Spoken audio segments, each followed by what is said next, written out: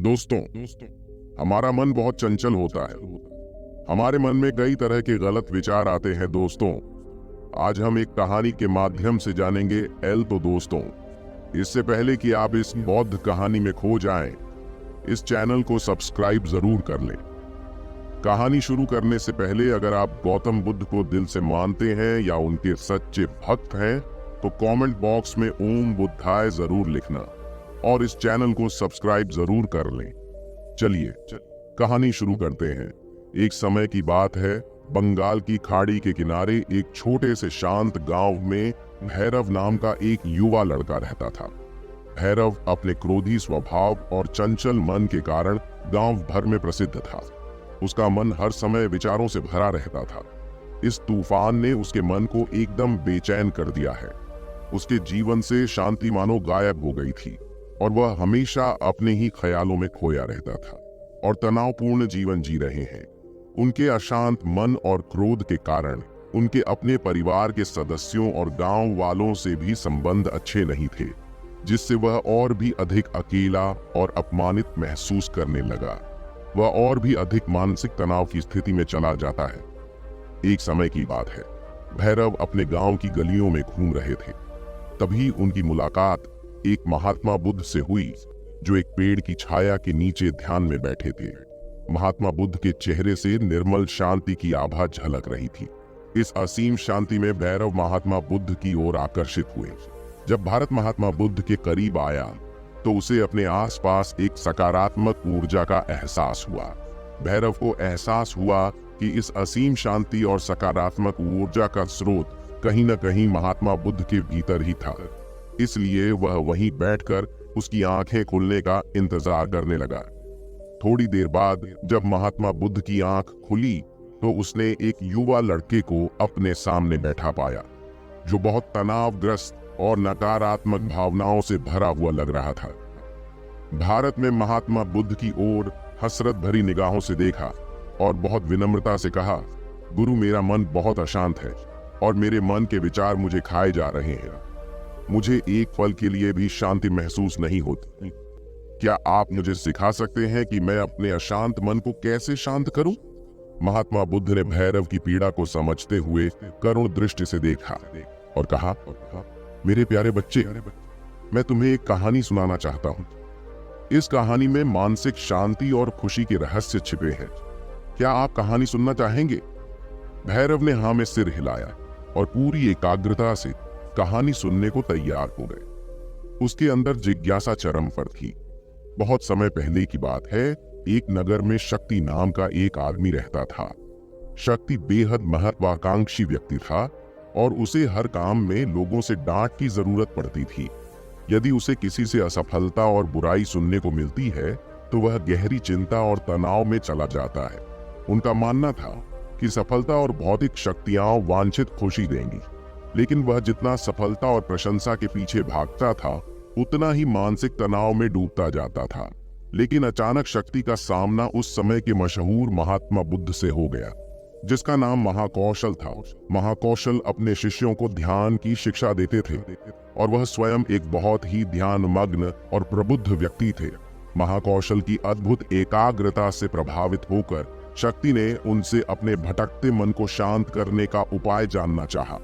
शक्ति ने कहा कि महात्मा, हम हमेशा सफलता के पीछे भागते हैं और लगातार अधिक हासिल करने की कोशिश करते हैं, फिर भी मुझे कोई क्षणिक संतुष्टि या आत्मसंतुष्टि नहीं मिलती। इस निरंतर बेचैनी के बीच में शांति कैसे पा सकता हूँ? महात्मा बुद्ध ने करुण दृष्टि से उसकी ओर देखा और उत्तर दिया, आपका मन एक अशांत नदी की तरह है जो हमेशा बहती और बहती रहती है, कभी भी अशांत नहीं रह सकता। इसलिए इस अशांत मन को शांत करने के लिए आपको अपने विचारों को बिना किसी रुकावट के जाने देने की कला सीखनी होगी। शक्ति को आश्चर्य हुआ और उसने पूछा कि मैं अपने विचारों को कैसे जाने दूं? आखिर में भी तो अपनी इच्छाओं और महत्वाकांक्षाओं से बंधा हुआ हूं। यह सुनकर महात्मा बुद्ध मुस्कुरा दिए और कल्पना करें कि आपके हाथ में पानी का एक गिलास है। अब आप इसे जितनी देर तक पकड़ कर रखेंगे यह उतना ही भारी होता जाएगा, और अगर आप इसे काफी देर तक पकड़े रहेंगे तो तो आपके हाथ में दर्द होने लगेगा, लेकिन अगर आप उस पकड़ को ढीला कर दें और छोड़ दें तो आपका बोझ खत्म हो जाएगा। भैरव ने कथा और उसका संदेश ध्यानपूर्वक सुना। वह समझ गया कि अपने विचारों और इच्छाओं से चिपके रहने से उसका बोझ बढ़ जाता है और अंदर ही अंदर अशांति पैदा कर देता है। अब भैरव को कथा का अंत सुनने की उत्सुकता से प्रतीक्षा थी। महात्मा बुद्ध ने कहानी जारी रखते हुए कहा कि शक्ति ने महात्मा बुद्ध के शब्दों के बाद विचारों को छोड़ने का अभ्यास करना शुरू कर दिया। वह बिना किसी पूर्व निर्णय के अपने विचारों और भावनाओं को आते और जाते देखता है। अब उसने विचारों को पकड़ना बंद कर दिया था। विचार उठते थे और अपने आप चले जाते थे। धीरे धीरे उसे यह एहसास होने लगा कि उसकी इच्छा और भावना भी सभी दुखों का कारण है। जैसे जैसे शक्ति ध्यान में गहरे उतरते गए, उन्होंने पाया कि वर्तमान में जीना ही आंतरिक शांति का एकमात्र स्रोत है। वह खुद को वर्तमान में स्थापित करके अपने मन की निरंतर बकवास से छुटकारा पा सकता है। धीरे धीरे शक्ति का मन एक शांत झील की तरह हो गया जो बाहरी दुनिया को अपने अंदर प्रतिबिंबित करती है। उन्होंने जीवन की सादगी में संतोष को अधिक महत्व दिया और भौतिक संपत्ति के प्रति अपना लगाव छोड़ दिया। जैसे ही सत्ता में ऐसे बदलाव की खबर लोगों के बीच फैली, दूर दूर से लोग मार्गदर्शन लेने आने लगे। लोगों को विचारों को मुक्त करने की कला सिखाना और उन्हें अपने भीतर शांति खोजने के लिए मार्गदर्शन करना वह लोगों के बीच शांति और ज्ञान का प्रतीक बन गए। शक्ति और साधु की कथा समाप्त कर महात्मा बुद्ध कुछ देर के लिए चुप हो गए ताकि इस कहानी का अर्थ भैरव के मन में अच्छी तरह बैठ जाए। भारत में महात्मा बुद्ध की ओर देखा तो उनकी आंखों में अब एक नई समझ दिखाई दे रही थी। भैरव ने धीरे से कहा कि मुझे इस कहानी में ज्ञान दिखता है, लेकिन मैं इसे अपने जीवन में कैसे लागू करूं? मैं अपने अशांत मन को कैसे शांत कर सकता हूं? भैरव के इस सवाल पर महात्मा बुद्ध गर्मजोशी से मुस्कुराते हैं और फिर कहा कि अशांत मन को शांत करने का अभ्यास आत्म जागरूकता से शुरू होता है। अपने भीतर उठने वाले विचारों का निरीक्षण करने के लिए प्रतिदिन कुछ समय निकालें। उन भावनाओं पर ध्यान दें जो आपके मन में आती हैं और देखें कि वे कैसे आती हैं, और आकाश में गुजरते बादलों की तरह चले जाओ। भैरव ने आंखें बंद कर लीं और महात्मा बुद्ध के कहे अनुसार अपने विचारों का अवलोकन करने लगे। जैसे ही उसने अपने भीतर उठने वाले विचारों पर ध्यान देना शुरू किया, उसे एहसास हुआ कि इसलिए उसे चिंता और इच्छाओं की एक निरंतर धारा अपने अंदर बहती हुई महसूस हुई। सिर्फ एक एहसास ने ही नहीं, उसे एक अद्भुत शांति का एहसास कराया।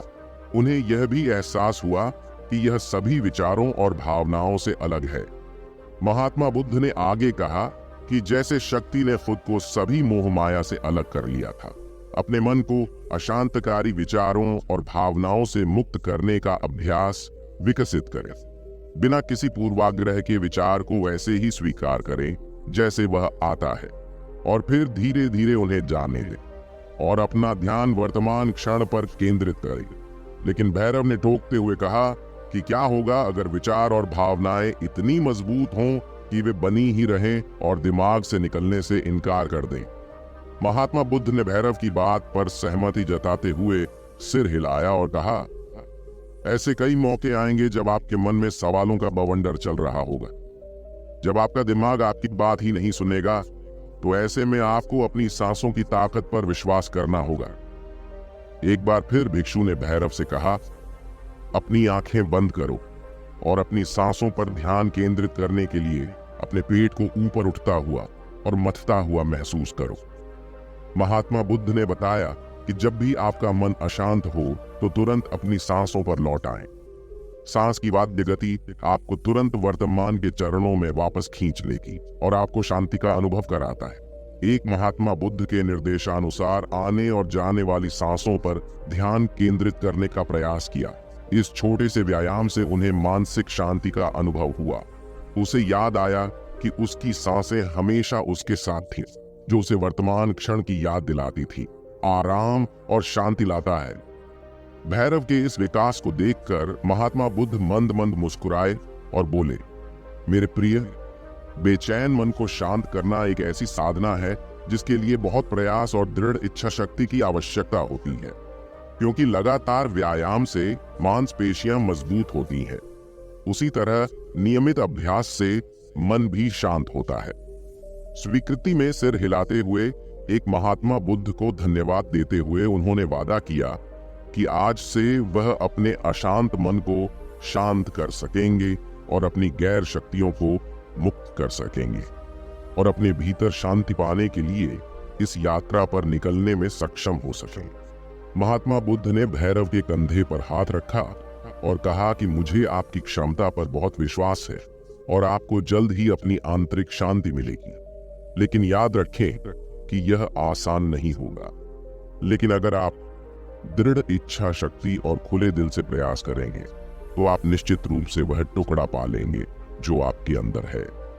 उस दिन से भैरव अपने अशांत मन को शांत करने का प्रयास करने लगे और हर दिन ध्यान करने के लिए एक अलग समय निर्धारित करें। उसने अपने मन में उठने वाले विचारों को बिना किसी रोक टोक के जाने दिया और अपनी सांसों के जरिए खुद को वर्तमान में बनाए रखने की कोशिश की।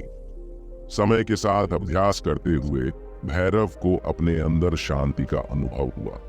जैसे जैसे समय बीतता गया, भैरव को ज्ञान और शांति का स्रोत कहा जाने लगा। ग्रामीण अपने अशांत मन को शांत करने के लिए भैरव के पास आते हैं। महात्मा बुद्धों के शिक्षक आत्म जागरूकता की शक्ति को साझा करते हैं और दूसरों को महात्मा बुद्धों को पढ़ाने में मदद करते हैं और आंतरिक शांति पाने की शिक्षाओं को साझा करते हैं। इसके साथ ही उन्होंने अपनी सांसों पर ध्यान देने और अपने विचारों को मुक्त करने की कला भी सिखाई। ऐसे निवासियों का विकास हुआ और उन्हें मन की अमूल्य शांति मिली। महात्मा बुद्ध की शिक्षाओं और भैरव द्वारा संचालित अभ्यास के माध्यम से विचारों को त्यागने और वर्तमान में जीने की कला दूर दूर तक फैल गई है। उन्होंने कई लोगों की जिंदगी बदल दी और जैसे जैसे समय बीतता गया, उनकी जिंदगी और भी बदलती गई। भैरव का शांत प्रभाव उसके गांव की सीमाओं से परे तक फैला हुआ है। आसपास के गांवों और शहरों से लोग भैरव के परिवर्तन की कहानी सुनते हैं, उनसे सलाह लेने आते हैं। मन के बोझ तले दबे लोगों के लिए भारत आशा की किरण बन गया। भारत की शिक्षाएं केवल ध्यान और प्रवचन तक ही सीमित नहीं थी, बल्कि वह रोजमर्रा के काम जागरूकता के साथ करने पर ज्यादा जोर देते थे। वह लोगों को अपनी भावनाओं के प्रति जागरूक रहने की याद दिलाते थे। इस बात पर ध्यान दें कि आप दिन भर में क्या कहते हैं और अपने आसपास होने वाली घटनाओं पर आप कैसे प्रतिक्रिया करते हैं। हर काम पूरी जागरूकता के साथ करें। जब आप खाएं तो प्रत्येक टुकड़े के स्वाद का आनंद लें। जब आप सूरज की रोशनी के सामने खड़े होते हैं तो उसकी गर्मी महसूस करते हैं। लोग क्या कहते हैं उसे ध्यान से सुने और समझें। छोटे छोटे बदलावों से लोगों के जीवन में चमत्कारिक परिवर्तन आए। भैरव की शिक्षाओं से लोगों ने सीखा कि जीवन का आनंद वर्तमान में जीने में है। दोस्तों, मुझे आशा है कि आपने इस वीडियो से बहुत कुछ सीखा होगा।